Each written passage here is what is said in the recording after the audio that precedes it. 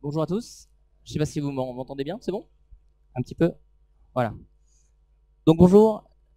Donc je vais vous faire un témoignage de notre bureau d'études. Donc c'est le bureau d'études Servicad. Et nous sommes un peu innovants. Nous essayons d'appliquer le BIM aux infrastructures. Donc les infrastructures sont les routes, les voies ferrées et tout ce qui est le VRD autour des bâtiments. Alors le groupe Servicad, juste rapidement pour vous présenter, c'est un groupe d'ingénierie et de topographie. Il y a 120 collaborateurs tout en France et on a une petite agence à Montréal. On intervient dans les domaines de la ville et des placements, donc ça c'est les aménagements des villes. L'eau et l'assainissement, donc c'est tout ce qui est distribution des eaux et des EP et des EU dans les villes. Infrastructure de transport, c'est les transports urbains et interurbains. L'industrie et les structures, donc c'est le génie civil lié aux infrastructures. Donc je vais vous parler de deux exemples. Un des premiers exemples, c'est comment appliquer une approche BIM pour un diagnostic. Alors, un diagnostic d'ouvrage existant, normalement, on commence par une visite de démarrage, une inspection sur carnet, on note et on mesure, et ensuite on vient reporter sur un plan en DWG tout ce qu'on a noté sur un bout de papier. En cas de renforcement, quand il y a un nouveau marché de renforcement, on doit recommencer les visites, les mesures complémentaires et on doit remodéliser la structure pour vérifier si le calcul de renforcement correspond. Et ensuite, on élabore des plans de renforcement. Alors nous avons une approche un peu différente et je vais vous montrer comment, avec un processus BIM, on peut venir faire une visite, scanner avec un scan 3D l'ouvrage, réaliser donc une maquette en nuage de points qui permet de préparer l'inspection. Donc on va préparer des plans, des supports de plans, et on va pouvoir faire l'inspection ou sur une tablette ou sur des supports imprimés pour ensuite enrichir la maquette, qui va beaucoup plus vite. Et en cas de renforcement, eh bien, on peut utiliser la maquette réelle pour finalement faire des études et des calculs et des modélisations. Alors le but et l'avantage, c'est de limiter le nombre de visites sur site, de mieux préparer l'inspection à partir des mesures du scan initial, d'avoir un support propre pour l'inspection, pour éviter les erreurs de report, pour faire un gain de temps normalement sur le report du dessin, avoir un support pédagogique, vous verrez, en 3D pour la maîtrise d'ouvrage, et ça permet de mutualiser le temps d'étude et de renforcement. Donc je vais vous montrer un exemple. Donc c'est un exemple de diagnostic d'un quai. C'est un quai à Saint-Maur-des-Fossés. Donc vous voyez, la première phase, c'est venir avec cet outil-là, qui est un scanner 3D, qui prend des nuages de points partout, et donc qui vient créer une maquette en 3D de l'environnement. À partir de cette maquette, on peut réaliser des coupes, et donc ça nous permet d'avoir des supports cotés pour pouvoir réaliser l'inspection. Donc voilà, on a travaillé donc avec l'entreprise Parange, qui était responsable de l'inspection, et qui a utilisé nos supports papier pour annoter tous les désordres de la structure. Ensuite, il y avait deux possibilités: rendre un support en 3D, donc avec une inspection annotée sur une maquette 3D, ou faire un support classique sur des rapports papier AutoCAD. Donc le premier rendu traditionnel, ben, c'est un rapport d'inspection classique, en réutilisant nos coupes et en mettant au propre finalement ce qui avait été acquis lors de l'inspection. Et ensuite, on a un support qui est un peu plus pédagogique et assez différent. Donc ça ressemble à Google Street View, hein. Vous pouvez vous balader dans les nœuds.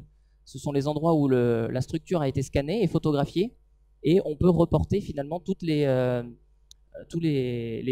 désordres de la structure. On peut même utiliser des mots-clés pour aller voir les désordres majeurs, par exemple. Et donc, ça nous permet de nous balader. On voit en haut à droite où est-ce que nous sommes sur le plan et d'annoter toutes les dégradations majeures de la structure. Voilà, c'est une première approche. Donc, une fois qu'on rend cette inspection et ce diagnostic à la maîtrise d'ouvrage, en général, elle souhaite après réaliser des travaux de renforcement. Et du coup, il nous est très facile, une fois qu'on a capturé l'existant en nuage de points, de réaliser une maquette Revit, par exemple, à partir de ce nuage de points, et donc de préparer les études de renforcement, tout ce qui est contre-calcul, avec des exports vers robot, par exemple. et en tout cas préparer les plans de coffrage, de renforcement, et ainsi de suite. Voilà, vous avez un peu une idée de ce qui s'est passé sur ce quai. Voilà, donc l'inspection est terminée et les travaux de réparation ne sont pas encore lancés. Voilà, donc là vous avez une vue avec le nuage de points d'acquisition initiale et la maquette Revit qui a été modélisée. Voilà, alors notre retour d'expérience en toute franchise, donc on a vraiment gagné du temps et on a eu surtout une qualité de support vraiment intéressante. L'entreprise nous a fait part de ce support vraiment très, très utile. Pas besoin de remesurer des longueurs sur l'ouvrage, juste repérer où était le désordre. Ça leur faisait gagner pas mal de temps. En termes de sécurité, ils ont pu voir la maquette avant d'y aller. Donc comme on était à proximité d'eau, il y avait des buissons et ainsi de suite, ils ont pu adapter leur intervention. Pour la présentation BIM, le problème c'est qu'on ne l'avait pas vendu, donc c'était vraiment une démarche commerciale de notre part, et ça a fonctionné puisque maintenant la maîtrise d'ouvrage, qui est un conseil départemental, pense pouvoir l'intégrer dans ses appels d'offres, dans les prochains appels d'offres. Et pour la maquette LOD 300, donc c'est la maquette pour la réparation, pour l'instant elle n'a pas été mise dans le marché de rénovation, mais pareil, le conseil départemental y réfléchit pour les prochains marchés. Alors comme piste d'amélioration, eh bien, on pourrait aller plus loin dans la numérisation et demander à l'entreprise d'utiliser un support numérique tel qu'une tablette iPad ou tablette Google pour pouvoir insérer directement l'information dans la maquette nuage de points, ce qui éviterait un report de dessin supplémentaire, qui permettrait de gagner encore plus de temps. Il faut rassurer les maîtres d'ouvrage pour l'utilisation du scan 3D, parce qu'ils ont encore peur de cette nouvelle technologie, alors qu'elle est vraiment au point. Et donc utiliser Recap 360, là, comme on a vu, c'est un support un peu innovant pour présenter l'état de l'ouvrage. Ça permet au maître d'ouvrage, en restant dans son bureau, d'aller visiter son ouvrage. Et cet outil est gratuit et il est peu connu, en tout cas pour l'instant. Voilà, alors un autre témoignage, c'est d'appliquer cette démarche BIM, non plus pour l'inspection et le diagnostic, mais vraiment pour une maîtrise d'œuvre infrastructure. Donc, pour l'instant, les maîtrises d'œuvre d'infrastructure de grande taille, notre témoignage ne pourra pas être concerner ces infrastructures. Ça va concerner des infrastructures de petite taille, des petits ouvrages d'art ou des aménagements en ville, en centre-bourg. Donc, le but, c'est d'utiliser cette démarche pour des projets à multi-compétences, où on va avoir des problématiques de VRD, de structure, de bâtiments à proximité ou de sites industriels avec des réseaux métiers. Le but, c'est d'avoir un projet avec le plus d'acteurs possible. C'est là où cette démarche va avoir le plus d'utilité et avec le plus d'outils possibles. Donc, les outils robots, Revit pour les calculs, Mensura, Covadis pour le VRD, et ainsi de suite. Vous pouvez aussi avoir des projets à forte interaction avec l'existant. Donc, en utilisant des solutions comme Scan, vous verrez, on va pouvoir réintégrer en 3D mieux les ouvrages existants. Et un dernier point, c'est lorsqu'il y a une difficulté auprès des riverains, pour pouvoir communiquer, le 3D finalement parle mieux au commun des mortels, parce que lire un plan AutoCAD, quand on n'est pas expérimenté, on ne comprend pas. Voilà, alors je vais vous montrer donc un exemple qui a le remplacement d'un pont de type Eiffel en Bretagne, à Kermoal. Donc ce pont était un pont existant. Les culées, ce sont des culées perrées qu'il va falloir, que le maître d'ouvrage souhaitait conserver. Donc il fallait gérer la démolition, le VRD de raccordement, une nouvelle structure pour faire un nouveau pont. Et donc c'est pour ça qu'on s'est lancé dans une approche BIM sur cette affaire. Les étapes, donc je vais les lister au fur et à mesure, mais on va faire en phase AVP, on va scanner l'ensemble du site existant pour pouvoir appréhender la démolition. On va modéliser l'existant sous Revit. On va implanter le nouvel ouvrage dans notre maquette Revit. En pro, on va préciser le dimensionnement, on va rédiger un CCTP, on va fournir une maquette au CCTP, et normalement, on a consulté, et l'ouvrage, vous verrez ce qu'il en est. Donc voilà, la première phase, c'était une phase de scan de l'existant, donc c'est un peu une visite de site, c'est pas beaucoup plus long qu'une visite de site, puisque un scan, il en fallait une dizaine. Un scan, ça dure entre 3 et 8 minutes. Donc, il faut juste mettre, vous voyez, les petites sphères, ça permet de recaler automatiquement les scans entre eux, les points de vue finalement de scan. Donc c'est vraiment la topographie assez simple. Bon, après, il faut le géoréférencer, et là, on a besoin d'une expertise de topographie. Et voilà le résultat. On a un nuage de points en 3 dimensions de l'existant. J'ai essayé de mettre un petit peu les mêmes photos de la maquette. Vous voyez. À partir du coup de cette maquette nuage de points, on peut venir traiter le nuage de points et on peut faire une démolition, c'est-à-dire supprimer les nuages de points correspondant à l'ouvrage. Donc là, vous voyez l'ouvrage avant, et ici, on a supprimé l'ouvrage.